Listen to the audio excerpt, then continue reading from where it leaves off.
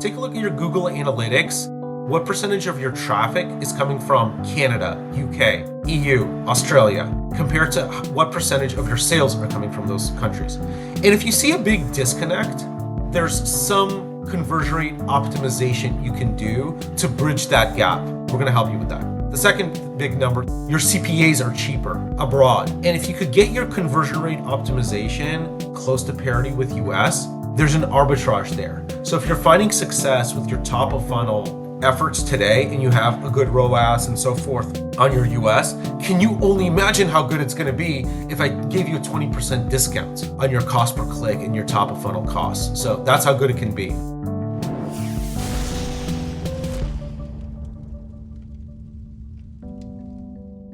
Alex, welcome to the DTC podcast. Passport helps brands localize and streamline logistics in international markets. We're going through a lot of changes right now in international e-commerce. Can you break down how the recent tariff changes are kind of causing DTC brands to rethink the way that they're thinking about global expansion and fulfillment? Yeah, absolutely. Thank you for having me on. Excited to chat with you about all of this. The traditional model would be a brand imports all its goods into the US. It's their single biggest market. They want to keep things simple. They domicile everything in the US. And then they decide to ship things to other markets all over the world. And that makes up, call it 10 to 20% of their revenue. And that was the state of the world up until Trump and his trade policies upended the way in which at least brands are thinking about this whole thing. So now you're kind of considering, if you're a brand and you're doing some real volume abroad, call it, multiple millions of dollars outside of the US, you're starting to think, should I import things into the US, pay these super high tariffs? I made a post about this on X and LinkedIn, but the 30% headline that people are seeing, that's a floor. For a lot of products, a lot of categories, that number is actually going to be 45%, 50% tariffs. So you're looking at 50% tariffs, and you're considering whether or not you want to start just moving product from China. Let's say China, it's going to be other countries as well, into the market where you're seeing some success outside of the US. So bypassing the US tariff regime and start to move product to other markets. That's one big consideration brands are starting to approach. The second big consideration is, do they want to stand up a duty drawback program? So this is something where the U.S. government, it encourages brands to do what I just described, the old method of domiciling everything in the U.S. And if you have to serve a foreign market, great, serve it from a U.S. warehouse with American labor, all of that. And one of the ways in which the U.S. government encouraged that is by giving you a refund on the tariffs that you paid when you import into the U.S. And to a certain extent, it's not completely duty drawbackable, this 30% and the incremental tariffs that I was mentioning, but to a certain degree it is, let's say half, is refundable. So that's pretty meaningful, and brands are starting to explore these new processes that they never really had to worry about, and those processes might even have downstream impacts for things down the line of how they structure their operations with a 3PL and so forth. But that's another big consideration for them. And I'd say, Eric, just like overarching, just like big picture, the U.S. is becoming a high tariff regime. That's already a foregone conclusion, with some pretty high minimums. And it does make, input costs more expensive for brands. And brands are starting to look at other markets to, at the very least, diversify their downstream demand. So the U.S. is only, still the biggest market in the world, all of that, but only, 330 million plus people, and the rest of the world is 8 billion. So really, we're just a fraction of the demand base around the world, and brands have just grown complacent with just having the U.S. as their market, especially American brands or even Canadian brands for that matter. I routinely talk to Canadian brands that, 80% of their sales is US, and like 15% is Canada, 5% rest of world, So a lot of brands have become complacent and now they're really starting to consider alternative markets to at the very least diversify. This is the first I'd actually heard of this duty drawback program, and it really makes sense, I think, from what you think about maybe the U.S. is trying to accomplish here. Again, it really just behooves brands to be selling in other international markets, right? What's involved in a, maybe like take a brand that's got some international presence. Like what's actually involved in getting a duty drawback program kind of up and running? Yeah, so specifically about duty drawback, it comes down to this core principle of inventory matching, meaning when you import a widget, SKU A123, the government wants to make sure that you're not willy-nilly getting a refund on whatever you want. Sure, you shipped something abroad, but it's important for you to match that specific SKU and the duty that you paid for that very specific SKU to the very specific SKU that you're exporting. That's like the core principle of it all.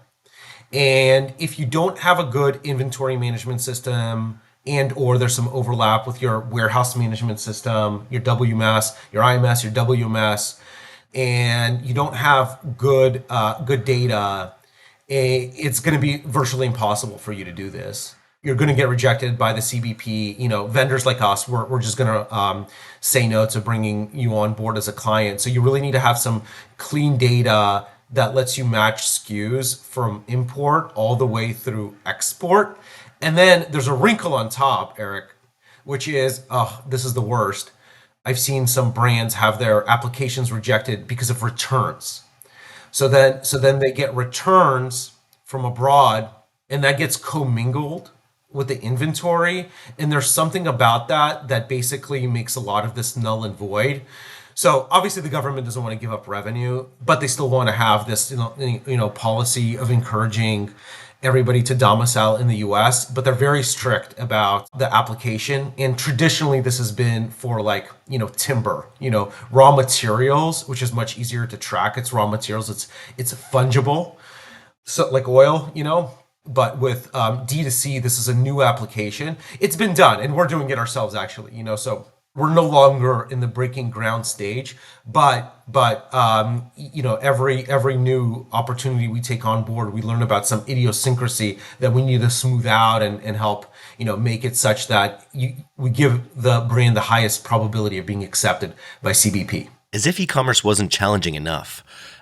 This wrinkle just really seems to be throwing brands for a loop. What are you seeing? I guess you work with hundreds of different brands kind of going through this process. What are you seeing brands do out there? Are brands taking a wait and see kind of mentality? Or are people like acting really quickly to kind of move things around and try to just defray these costs as much as possible? It's a tale of two cities to a certain extent. There's some things that every brand and every COO, every brand owner and every COO, VP of Ops, saw the writing on the wall from a mile away. So what are those things? Well, Trump's been talking about tariffs since he got elected, like since before he got elected. And since Trump the 80s, pretty much. I think I saw him on Oprah talking about it in the 80s. Yeah. Right. Exactly. This has been one of the most consistent themes in his worldview. Love it or hate it, he's been incredibly consistent about his view on tariffs, also his view on China specifically, and what he deems economic fairness, and he campaigned on this. We've seen this from a mile away, and brands that were able to move inventory away from China have and did or are in the process of, and this process began really during Trump 1, to a certain extent. Biden didn't even lower any of the tariffs. So this whole thing about, Trump 1 adding tariffs and it's going to, be so bad when the Democrats took over, they didn't change anything. They kept everything in place, So it goes to show you, I think this is at this point, to a certain extent, a bipartisan position, right? The de minimis going away, is bipartisan, that's another thing. So it's just where the culture, where the American culture and our perception of fairness is going is, this is just where the general population is at right now. There's very few free traders left. I might be the only one. So It's interesting. I won't ask you to look into your crystal ball too much, but like, do you see this netting out at a sort of low reciprocal tariff across the board for different places? Trying like he's always talking about trade fairness to an extent, and that works in some cases. In a lot of cases, it doesn't because you're not producing the thing that you need, or vice versa. Do you have any thoughts about where this situation might net out in 6 months from now? Yeah. Pretty much at the very beginning of this thing, I made it a goal of mine to watch those like Sunday morning talk shows with Besant and Lutnick. The consistent thing that I would hear from them is that they're viewing tariffs as a revenue generator for the US government to help, balance budget, pay for tax cuts, whatever. They have like their, agenda of what they want to do. Either it's cuts or it's like, actually even adding more spend, but to the things that they care about, whatever. And obviously, the interest rate hasn't dropped. So, we still have like a lot of interest coverage. So they're looking for revenue generating opportunities. They view tariffs as a viable way of getting to the range that I remember seeing was like 300 to 600 billion. Pretty big range, but still, still order of magnitude. You kind of get where they're at. At the time, I think 2024 under Biden was 120 billion, something like that. So we're looking to basically 3 to 5x, 3 to 5x our revenue overnight. This is like, in the relatively short-term budget. This is, how much we're looking to raise. Okay, that's a valid approach, for revenue generating. If that's part of their plan, it makes sense. This is a way of generating revenue very, very quickly. This concept of like they're paying for it and we're paying for it, I think it's like that argument doesn't even make sense. Obviously, we're all kind of collectively paying for it. It's just like, where does the negotiation end up? Where does the market pressure end up? But like I don't even understand who takes the haircut, or do we all share a haircut? Yeah. I think like every industry, every company, every situation is a little bit different. Like if your manufacturer has fat margins, then they'll probably take that haircut. If they're literally, that's it. They say, I don't even want the order. If you're making me pay for it, I don't want the order. Okay, I'll tell you who's paying for it. You know what I mean? So that whole like conversation just like never really made sense to me, but whatever. So they're trying to raise this amount. What does that mean in terms of your first question? Like, where are we going with tariffs? Well, let's take a look at how much we import. Let's do some round math, of like prices go up, demand goes down. So if we did like 4 trillion, maybe now with higher prices, it's going to be like 3.25 trillion, something like that. So like I kind of did some rough math. I made a post about this on LinkedIn, but the math kind of rounded out to about baseline 10% tariff. And I wrote this in my post. Like 10%. I like guessed it. I mean, it's like kind of an obvious round number, but it rounded out to about 10% for pretty much everybody in the world. But that wasn't enough to get you to this like 3 to 600 billion dollar number. You needed to either raise everybody to 15% or do 10% everybody, but to have like your biggest exporters, like China, Vietnam, Bangladesh, maybe India, Cambodia, like some of those countries, they needed to be way more than 10%. So they need to be like, call it like baseline 20, 30%, something like that. And even then you're not really getting to 600 billion, you're getting to more like 4 or 500 billion. So you'd really need those countries to be like way north of 10, and China needs to be like at like 40 or 50 or something like that.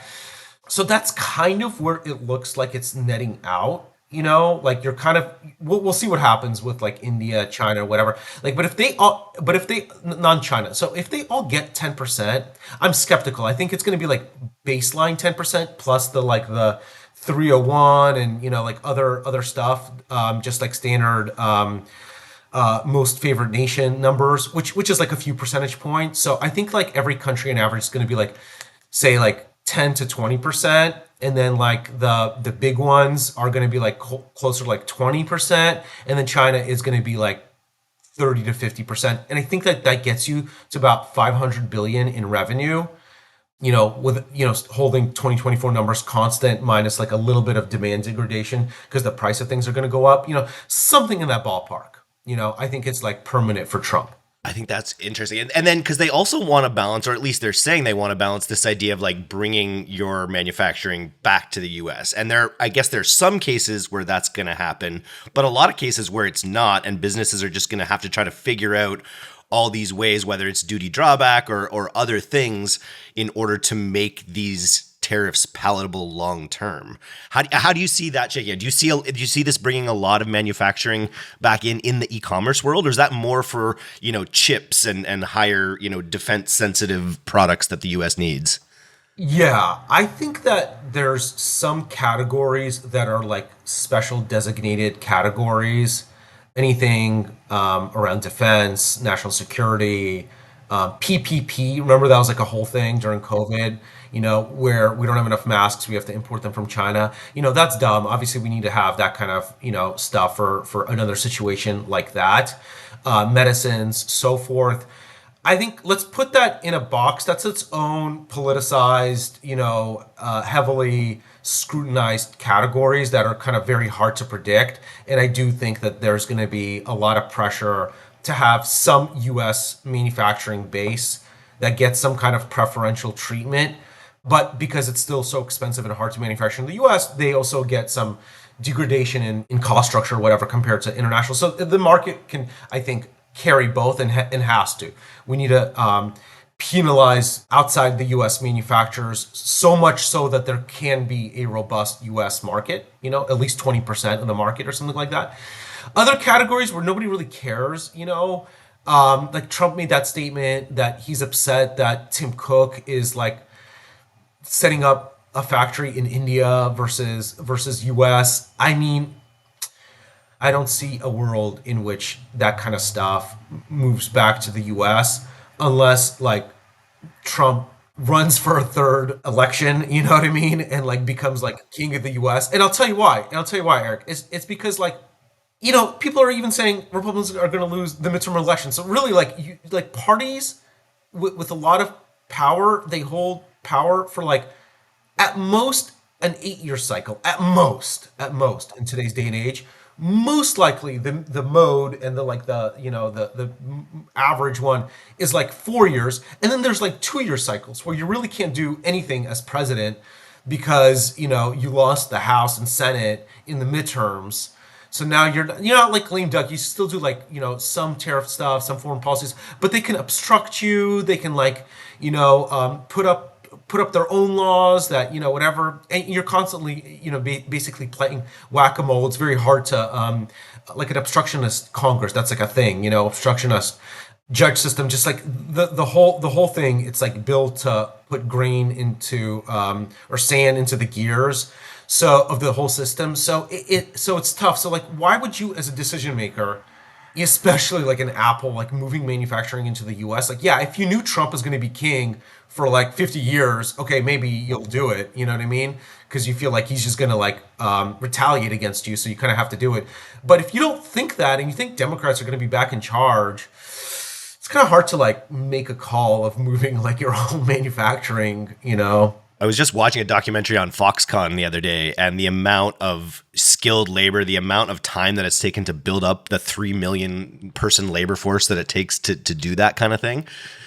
So yeah, that's definitely not going to happen overnight. Quite a challenge for brands that have complex manufacturing, I'm sure. What about the de minimis? What are we seeing? What impacts are we seeing from this de minimis situation? Yeah, de minimis was another big move the needle once in a lifetime kind of event that happened in the world of global trade. So our de minimis was 800, which is a lot. Basically, most of e-commerce falls underneath 800. And it went to 0 for China, but it's still 800 for every other country of origin. So it's an interesting dynamic here. There's some preferential treatment going on for other countries. So that's the new big question in the industry right now is if and when I think a question of when, but it's a little bit of an if. The de minimis is going to go to zero or something else, for non-China country of origin. Hard to say, there's a bill in Congress about it going away. Again, bipartisan, for rest of world, July 1st, 2027. So 2 years from now, you know, and then you hear rumors of it going away in August or September of this year. So there's a pretty wide range of the rumor mill here. I'm not sure. Eric, do you have an opinion on this? No, I as a Canadian, I'm a bit of a passenger in the trade war situation. I know it's funny. I come from the affiliate background, so I know the de minimis, exception, the lack thereof, is really impacting anyone who is shipping, who exclusively relying on drop shipping. I know it's affecting Temu and some of these other mass marketplaces. But I don't. Yeah, I think we're also very early in this. I was just looking at your post from quoting Harvey Finkelstein from Shopify, just basically saying that they're not currently seeing any meaningful impact on their GMV. I'll say the same from our agency perspective. Like, we're kind of waiting for the other shoe to drop, but it hasn't really impacted. It's impacted our clients and their back end, but it hasn't really impacted customers sort of at this point. We're not seeing any meaningful drop-offs on purchase rate or anything like that. Among the brands that you're working with, what are some of the biggest impacts that you're seeing? Yeah, Eric, one quick question for you. Have you seen your brands raise prices? Some have a little bit. Others are still waiting a little bit more. It's one of those things that you just, once you raise prices, it's hard to go back in a way. And so people are being really cautious, I think, about impacting or raising their prices at this point. Right. I mean, there's a middle of the road tactic, which is to add a line at checkout that said like tariffs or something like that, and make that explicit. Have you seen that? I have, yeah. I have seen brands doing that, yeah. And is it effective?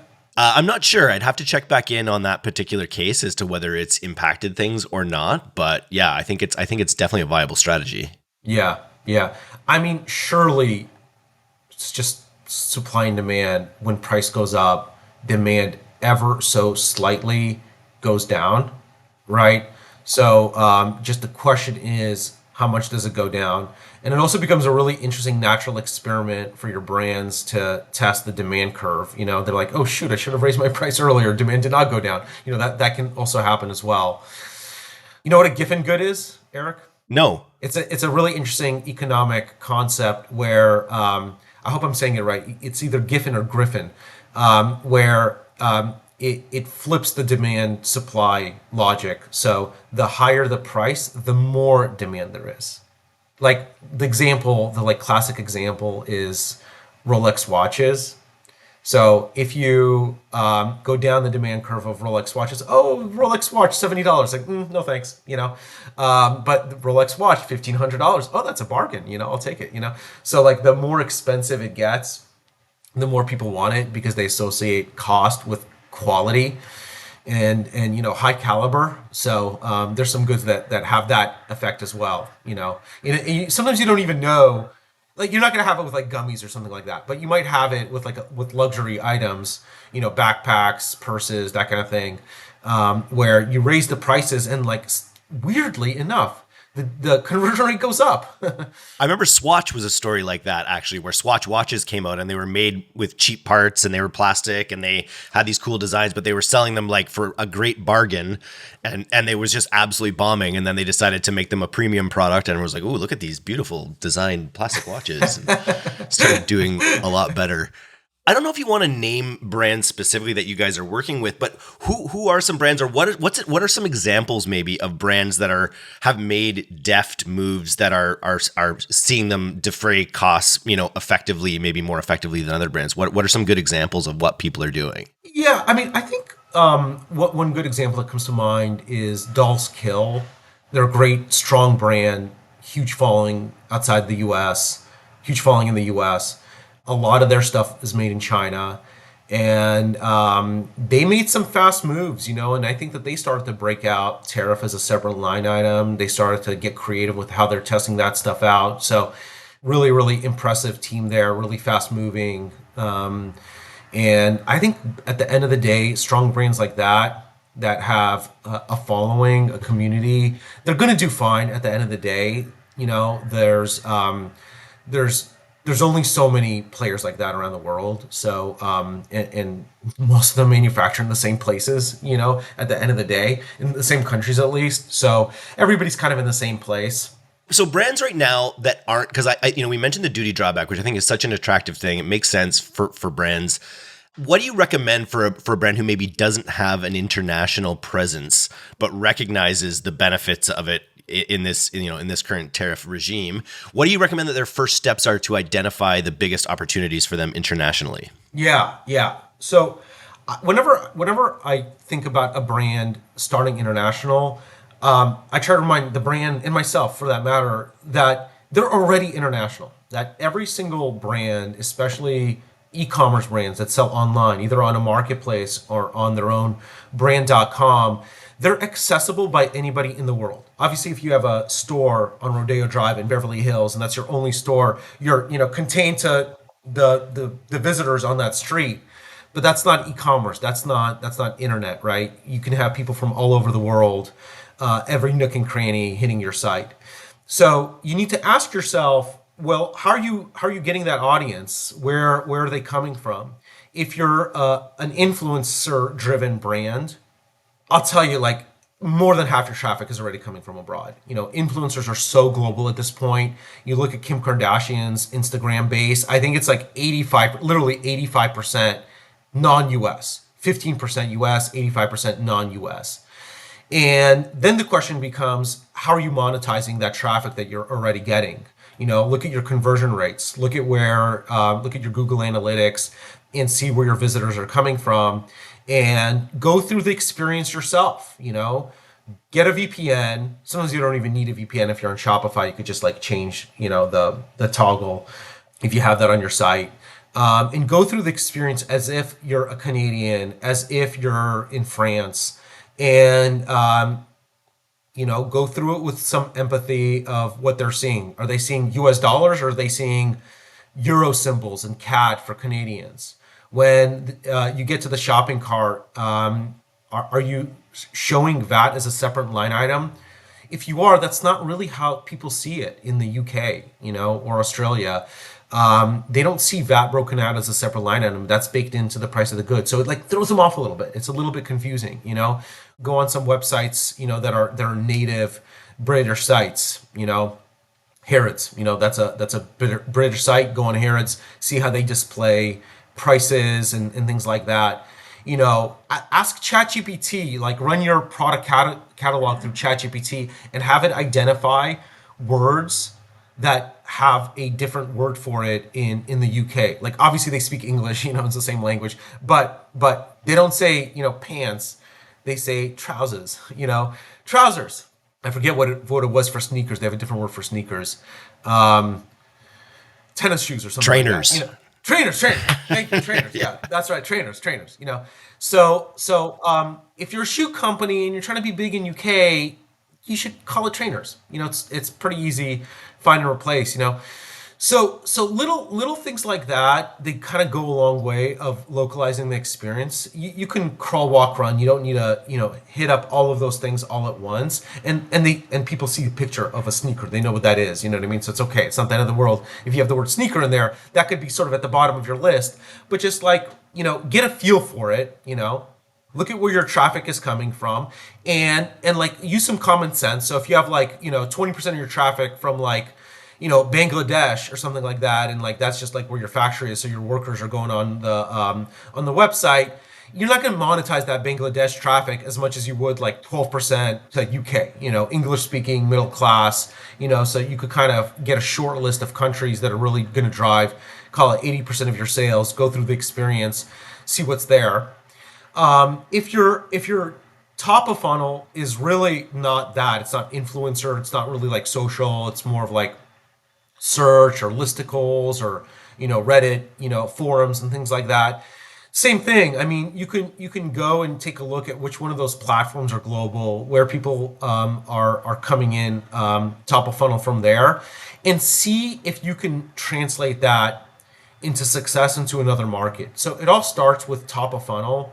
You call us, we'll help you with the conversion rate optimization. That's, I wouldn't say easy, but we have that down cold. We've done that for hundreds of Shopify Plus brands.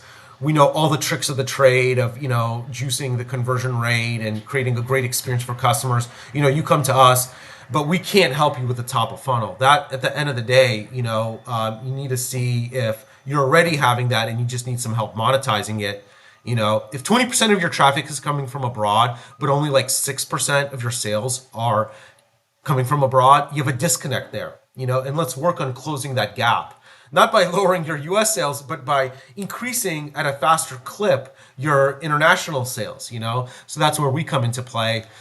But I would say most brands at the end of the day, they like what works for them for US is probably going to work for like the top, non-US markets like Canada, UK, Australia, EU even. And often at a lower cost of acquisition, or like if all things the same, if you're able to, like you say, to get the friction removed on an international purchase so it looks like everyone's used to, it's got the right symbols and the right words and everything. But all things the same, the traffic costs in these other countries can be lower than what you're paying in the US to offset that during that process, right? Great point, Eric. Yeah, the cost per click, America has the highest cost per click, I would say.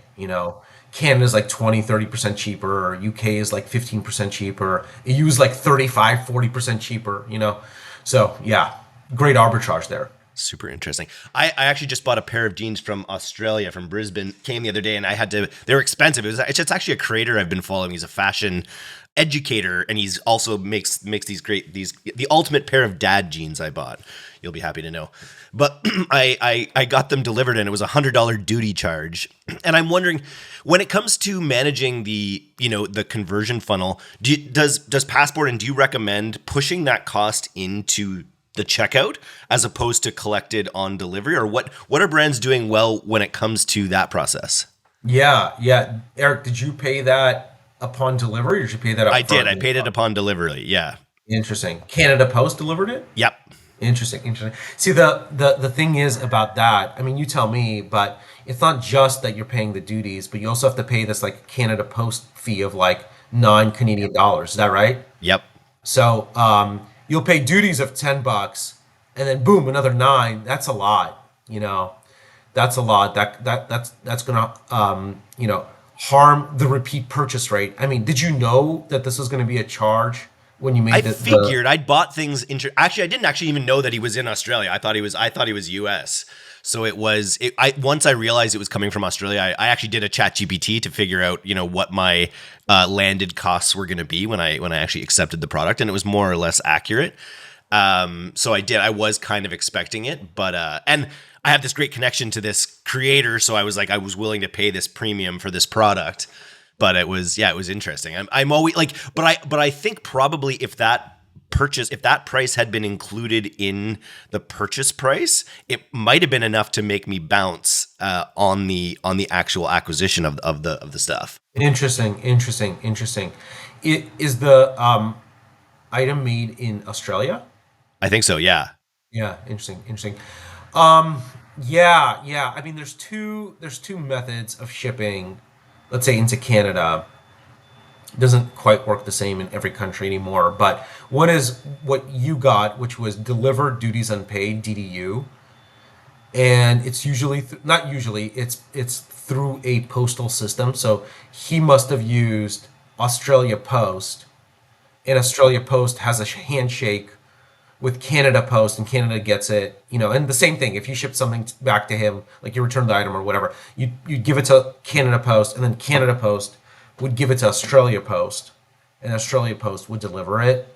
So this is a very popular method of shipping, especially for like micro entrepreneurs that have high price points, partially because of this dynamic. And there's another interesting thing in this whole thing, Eric, which is this thing called postal leniency. Have you heard that term before? No, I haven't.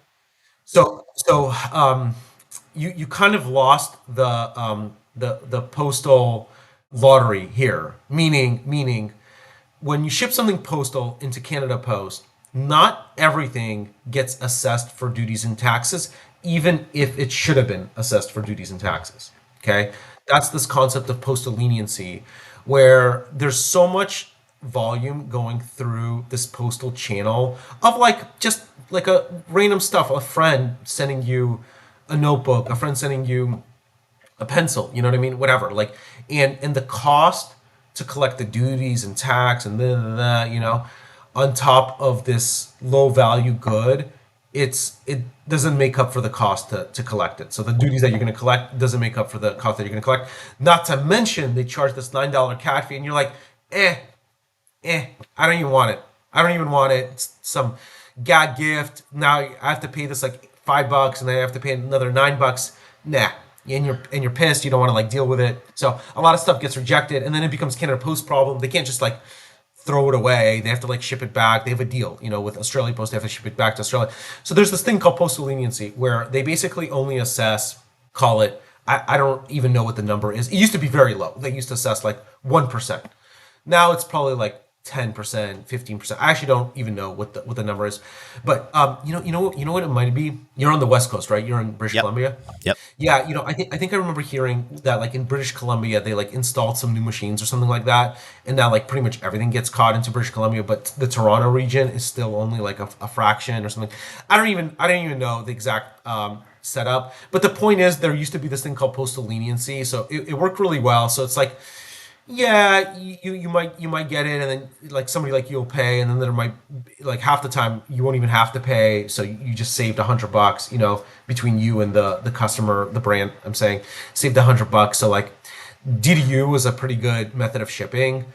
DDP is the more popular and like it's the more standard way, and the reason is it's kind of a wash on the conversion rate, and you might be surprised by that, even in spite of your anecdote here. The reason is because a lot of savvy cross-border shippers were in like the 15th year of like Canadians buying from US consumers, you know what I mean? And like a lot of people bought stuff from, American merchants or abroad, period. So Canadians are used to it. So when they don't see a line item for duties and taxes, they kind of know that they're going to have to pay it. Maybe DHL Express. By the way, DHL Express, it's like everything you have to pay. There is no postal leniency where like a certain fraction don't get assessed. Like everything, you have to pay everything. So people are discouraged from transacting, and they mentally add in that extra duty and tax. And in fact, it's like very bad for conversion rate because like people are bouncing from the page. They're going to ChatGPT. They're saying, "How much extra am I going to have to pay?" And then you already forgot about the purchase. So it's actually very bad. DDU is actually very bad for conversion rate because of that. In spite of the lower cost, because everybody's kind of wise to the extra cost that you have to pay. So you have that dynamic going on. GDP, it's like, yeah, it's a higher price. So yeah, some people might bounce, but at least it's like clear. You're not expecting any surprise bills. You don't think it's going to be like this extra $9 CAD. Your stuff isn't going to be held at the post office until you pay, and so you kind of like trust the purchase and the situation a little bit more. So I would say like maybe it's a wash in terms of conversion rate. Maybe DDP is a little bit better. I would actually say DP is a little bit better, but even if you believe it's a wash, it's not a wash in experience. At the end of the day, people hate it. People hate it, and they're like, "I'll just pay it. Just please, like, put it in the cart. I don't want to like deal with this BS with Canada Post anymore."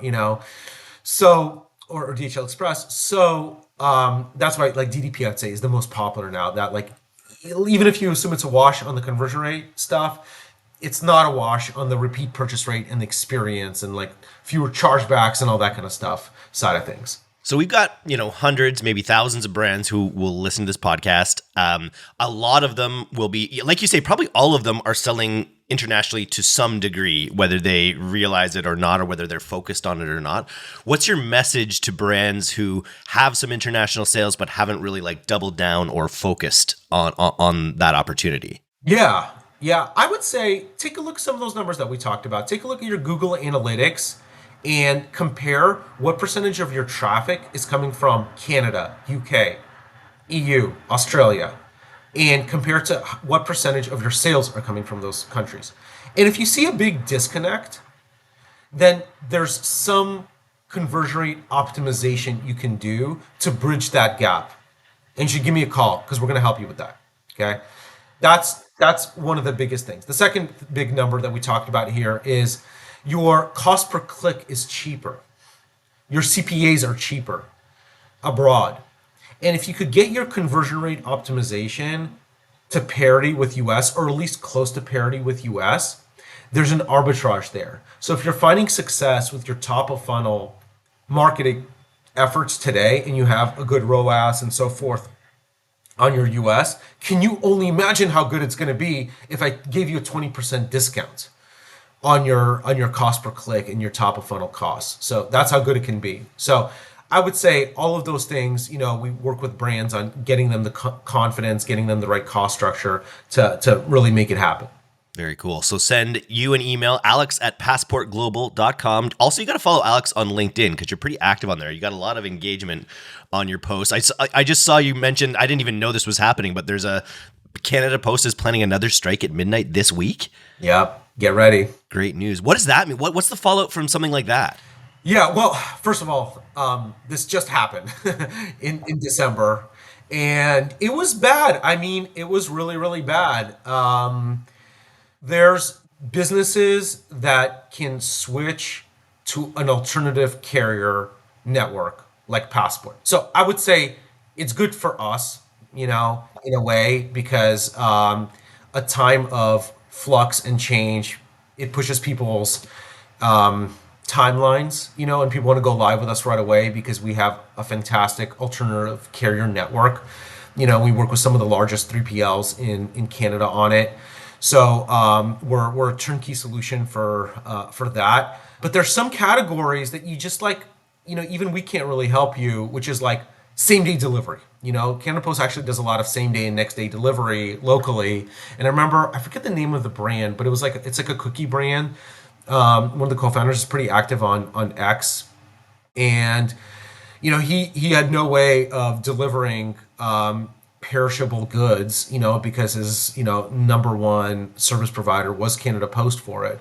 So when you're like single sourced, single threaded on your delivery, I mean, what are you supposed to do? Your business literally grinds to a halt, which is really rough. So a lot of livelihoods and businesses are dependent on it. Anything like, flowers related and things like that. And just, like the whole population kind of depends on the post office, everything from sending stuff locally to your friends, to postcards, to, just the color of life, the joys of life, traveling, sending things back. It all runs through the post office. You're not really going to UPS to send a postcard, so Canada is such a unique challenge too, because we're just so spread out. We just have so much, we have so much land and so few people. So the logistics of just delivery in Canada, I think, are always going to be a challenge. Totally.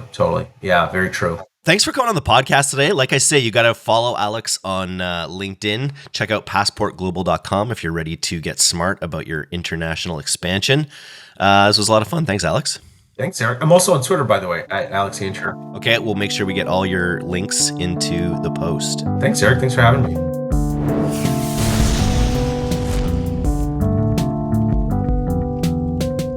Thanks so much for listening to today's episode.